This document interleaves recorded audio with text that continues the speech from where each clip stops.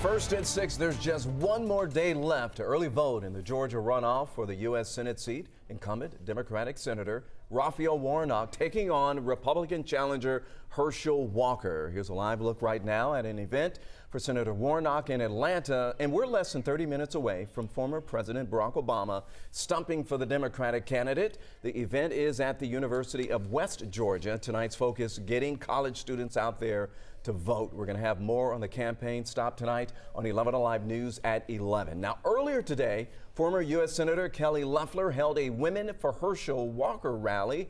Loeffler says women will make the difference in this runoff.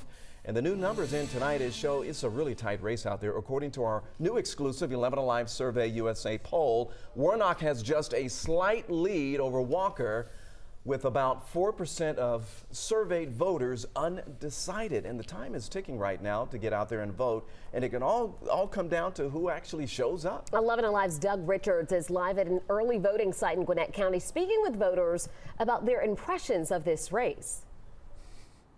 Yeah, and you know, some of the voters have said that they are showing up in spite of an almost deadening drumbeat of negative advertising that has been slung between the camps of the two U.S. Senate candidates, Herschel Walker and Raphael Warnock.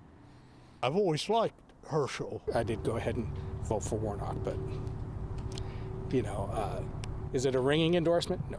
Our statewide poll shows Democrat Raphael Warnock has a scant lead over Republican Herschel Walker. That's well within the poll's margin of error. The poll also indicates that campaign messaging and news coverage may have damaged Walker most. 42% of voters said they had a favorable impression of Warnock, 33% for Walker.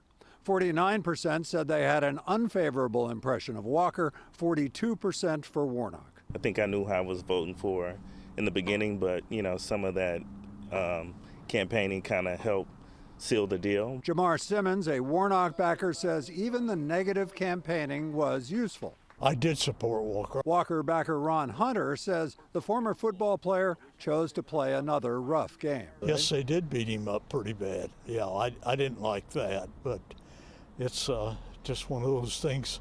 In politics, you're going to get beat up.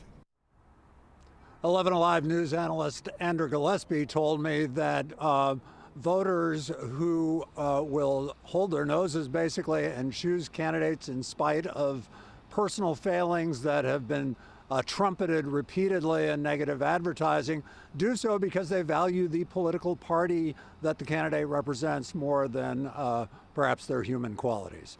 Live in Gwinnett County, Doug Richards, 11 Alive News.